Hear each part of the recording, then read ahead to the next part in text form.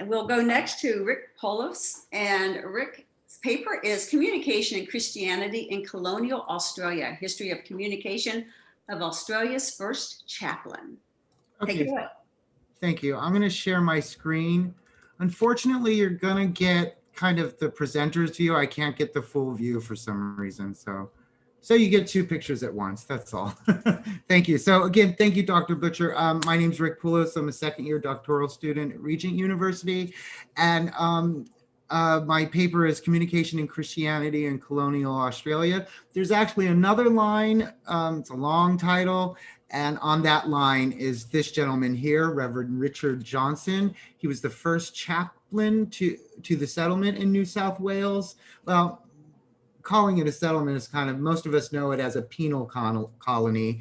Fun fact that the British used to send their criminals to the United States before they lost the American Revolutionary War. And this was their solution, to send them down to what some people called the upside down world. The first fleet, which Johnson was on, went out in May of 1787 and didn't arrive until January of 1788. So this was a military operation. I think we want to remember that. And there were prisoners from all kinds, you know, people who were murderers and people who had stolen an apple on the street and had were sent to serve time to the Royal Crown. On the Golden Grove, this is a replica here, was Reverend Johnson with his wife Mary and their two cats. So what I've done here is I kind of, I'm looking at the 20 letters that have known to survive that Johnson wrote back to the home country. And also he wrote in 1792 this book called An Address to the Inhabitants of the Colonies Established in New South Wales and Norfolk Island. And that's kind of his whole religious philosophy and his plea to the inhabitants. So what I did was kind of look for evidence of how did communication work? How did people communicate just from these artifacts? And this is actually the first known surviving letter here. You can see at the top where it says Golden Grove at sea, May 30th, 1787. This is the only letter that he wrote from the ship, and there's a lot of great information in it. You can see that it says here, my dear friend. Obviously, the envelope would have had the name Henry Fricker, a friend of his in Portsmouth, who most of these letters are actually addressed to Henry Fricker. So some of the evidence inside this letter about just the communication on board the ship, the structure, the hierarchy, the military side of it, there is Captain Arthur Phillip, and Johnson actually says that their relationship is not great, but civil. He also says that he's given permission to preach to the sailors on board. And if you've ever heard that expression, she has a mouth like a sailor. Well, they did really curse, and he talks about this a lot throughout all of his letters, taking the Lord's name in vain.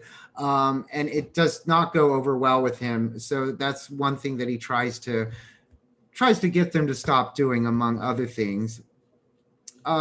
Just another thing about the journey. There's this great moment where they stop at a Spanish island, and Johnson and his wife get off board and go on the island, and they run into this statue of the Virgin Mary. And obviously this is a great intercultural moment. And this is how they describe the statue of the Virgin Mary. She was very nearly ornamented and magnificently decorated with gold and silver. Mrs. J was so captivated with some parts of her dress that we could scarcely keep her from committing sacrilege. So you can see like the interaction of different cultures, also different denominations. Johnson was an evangelical Christian, which many people at the time felt that they were a little piety pompous in a way.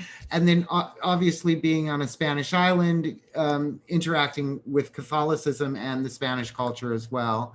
This is actually the colony, or the penal colony, at 3 months after they arrived. So you can see right here. They have two sides of it, but just to show you where it is in modern day, here's that map 3 months after they arrived. And here's a Google map image with right here, you can see the Sydney Opera House. So that gives you an idea of where we're talking about. So what was it like communicating within the colony and with the outside world? Well, in the colony, it was very simple. You had public councils, and that's where Governor Phillip, changed from Captain Phillip to Governor Phillip, would probably deliver proclamations, orders, that sort of thing. The church sermons, Johnson described himself as a field preacher. In fact, the myth is that he preached, his first service was underneath a tree in a field. And that's because they never really built him in the early years a church, which is a whole nother story we're going to get to soon.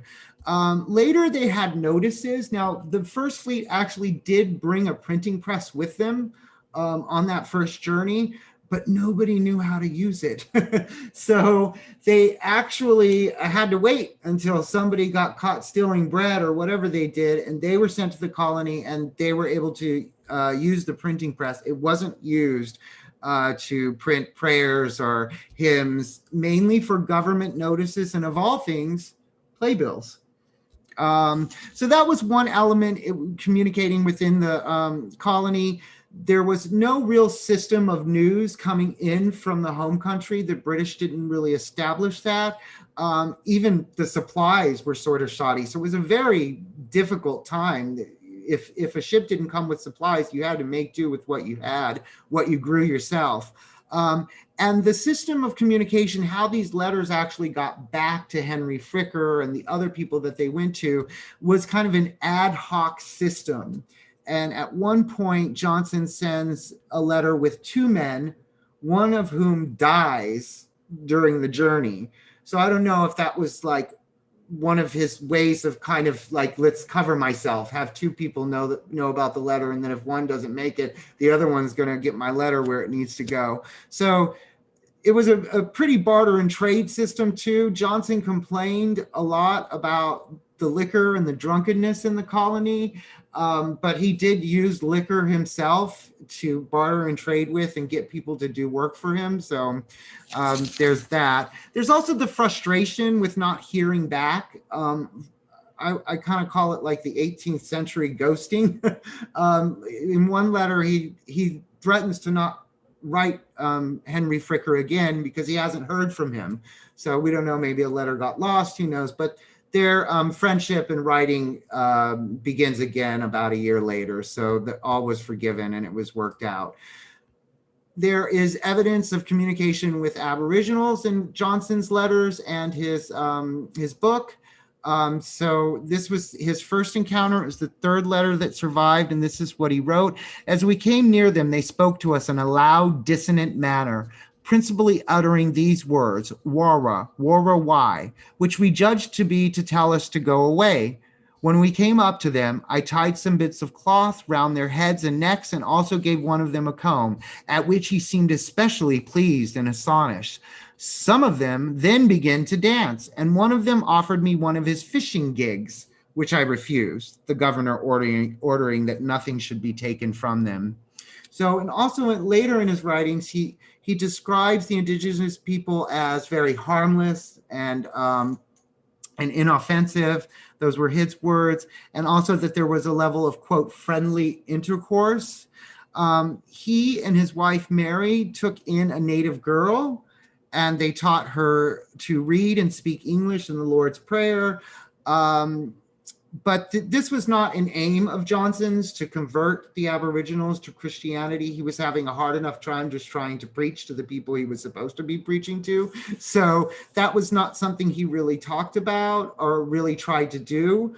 But what's interesting is in his book, The Address to the Inhabitants, there's kind of this reversal from this sort of language here. And he describes the indigenous people as savages, ignorant and blind, and he pleads with the rowdy inhabitants of the colony to not swear and be drunk in front of them for fear they would influence them negatively. So that's obviously the dominant narrative theme vision of Aboriginals at the time. So it was just interesting that he had a reversal at the end. And then, of course, his main job was communicating Christianity. And like I said, he felt like he was a field preacher. He didn't get a church building. He was promised it, then it was put off, then it was promised, then it was put off, and it just kept going on for years like that. And this is what he wrote about the inhabitants. He felt as though most would rather see a tavern, a playhouse, a brothel, anything sooner than a place for public worship. So he had all these issues, like people weren't observing the Sabbath. He couldn't get people to come to the church services, so that frustration led to this book, an address to the inhabitants of the colonies. And so in this, he lays out, and actually, by the way, he writes this, he sends it all the way back to London, has it printed, published, bound, brings it all the way back to the colony to distribute. So this is not an easy task. And he makes it happen. And it's probably out of his frustration. And really what he lays out in this is his philosophy of religion and life for the colonists. And he says it several times that he's using plain language. So really trying to write it in a way and impart the word of the Lord to the inhabitants in a way that they can understand it. And he even implores those who can read to read it to those who can.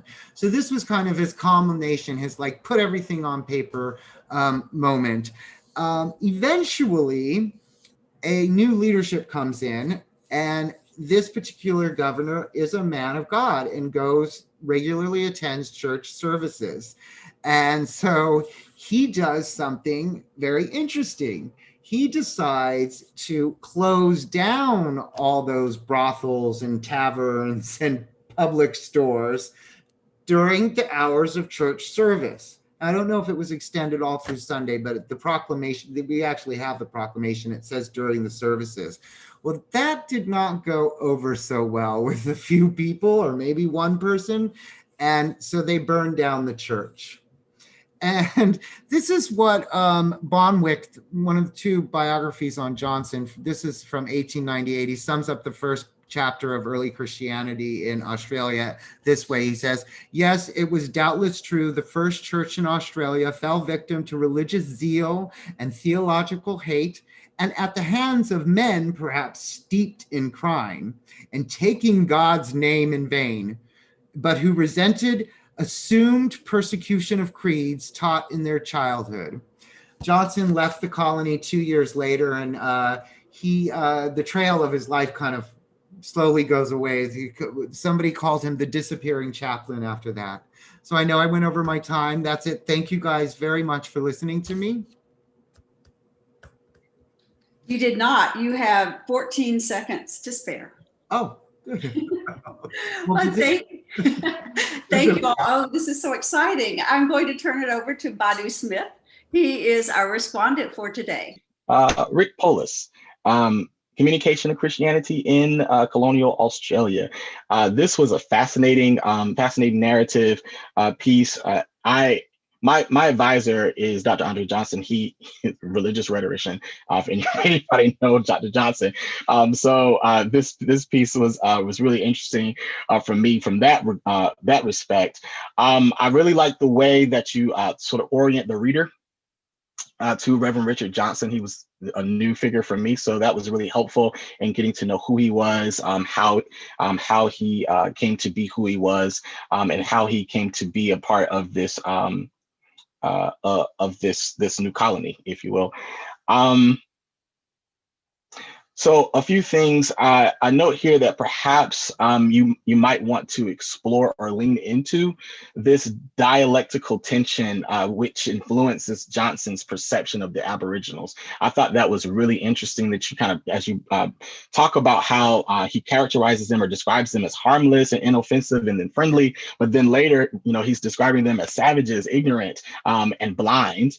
And so there's this tension, and that leads me to this question as to perhaps, does he use this sort of common discourse, because I think you mentioned that earlier, right? This is a common discourse that was among the colonists, right? Does he use this common discourse to influence the colonists themselves, right? As they're, he's frustrated with their not attending these services and being, religiously participatory. Is he drawing on that sort of language to get them to do more religiously, to participate more religiously? That's something there as well. I also just want to suggest that maybe as you continue work on this, to maybe think about a thematic analysis. I know there was a lot that you had to draw from. I think the paper says 19 letters, but your presentation said there were 20 letters. So, but that's a lot of information there. And so in the paper, I wasn't quite sure if all of those letters were accounted for. So that may be something to think about as well. Which letters you're actually looking at, why you're looking at those particular letters. And finally, the final sentence in your conclusion, I think that there is so much there in that particular sentence. If you'll indulge me just to read it here, it says, as many Christian missionaries currently work and live in remote areas of the world and under constant threat of danger, looking to Reverend Johnson's experience would not only be an inspiration, but a lesson in the power of trusting God's design. And I think that you may want to consider bringing that up a bit in the essay, to really think about, to answer that so what question. How do we, what do we get from this, right? And so, yeah, that's pretty much it. But again, thank you all so much.